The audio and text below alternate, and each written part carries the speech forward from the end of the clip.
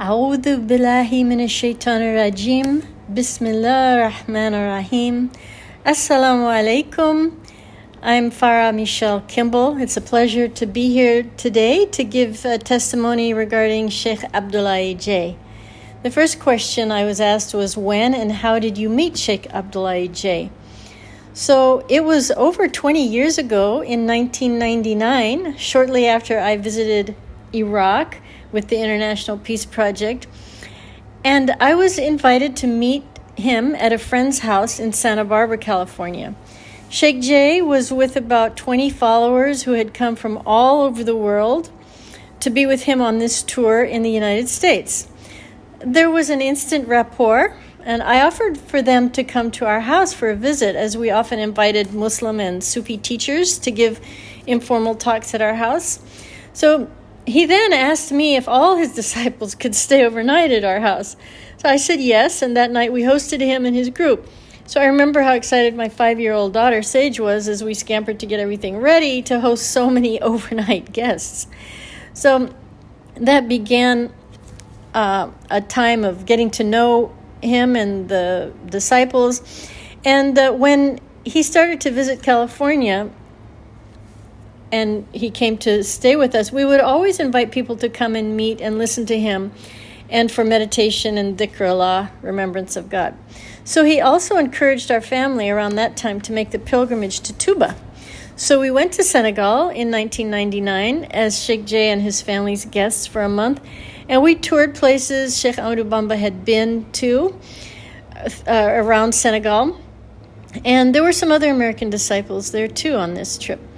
So from then on, Sheikh J made many more visits to the United States, to various places on the East and West Coast, and to our place in Santa Barbara, California, several times a year.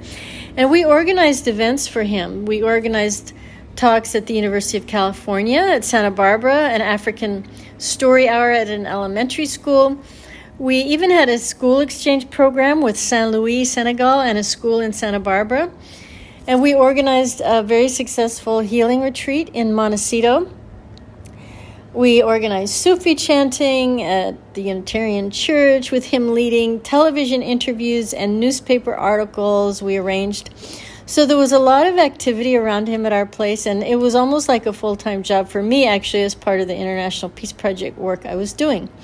So since he brought so many Sufi chants to us at our house for our gatherings, we eventually decided to get a large group of professional musicians together to produce a CD of the chants he taught us. So we had many talented musicians with instruments from all over the world, including drums from Senegal. And over a few months' time, we came out with a CD that was distributed in the United States. He's featured on the CD giving prayers and chanting.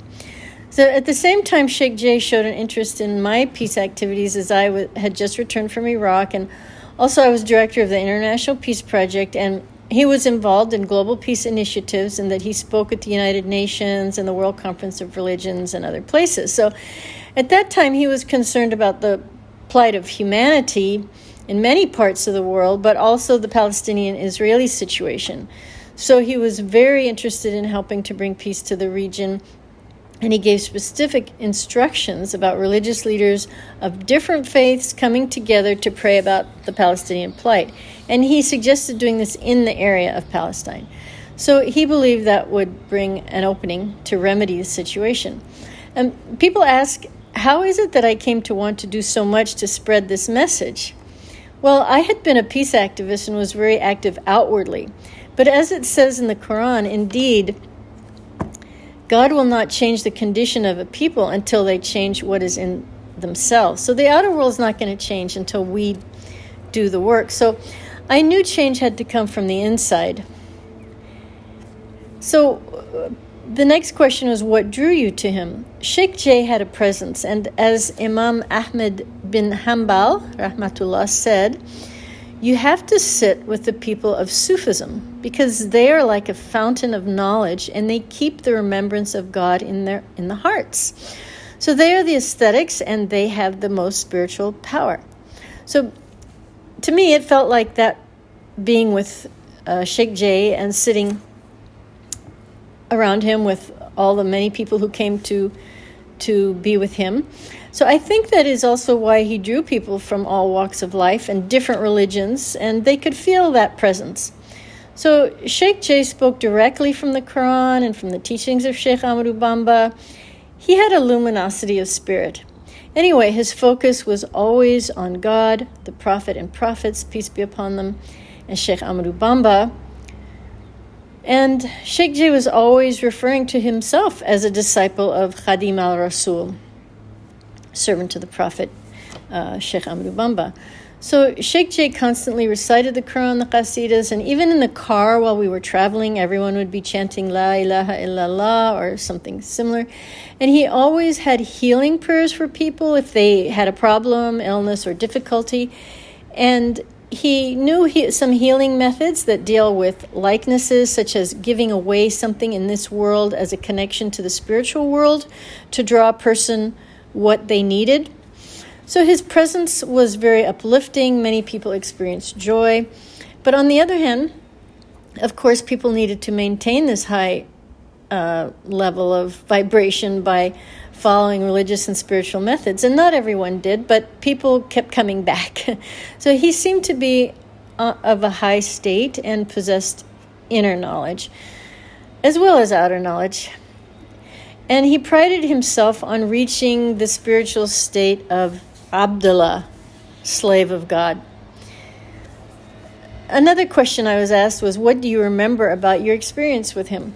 Well, of course, I remember many things, such as the spiritual lessons he taught, but also how close he was to our family, since he spent so much time with us when he was in the United States. On one occasion in Santa Barbara, he had to go to the hospital for a blood condition. He was a patient in the same hospital I was in, and at the same time, I was there to give birth to my twin sons. And he walked down the corridors of the hospital with a rolling IV drip, decked out in beautiful clothes, and with about a dozen followers behind him chanting La ilaha illallah, on his way to see and bless the twins in the nursery after they were born. So we were discharged from the hospital at the exact same time, date and time, quite a remarkable synchronicity. And I think that I was destined to meet Sheikh J and pass on the information he shared with me. So I was asked, how has his teaching influenced your life? Well, obviously greatly, and there are many examples, even in raising my children.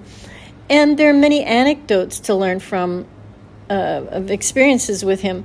But maybe the biggest one is that the biggest influence of him in my life was that after he suddenly passed in 2002, I spent more than a decade writing a book on Sheikh Ahmadou Bamba called Sheikh Ahmadou Bamba, A Peacemaker for Our Time.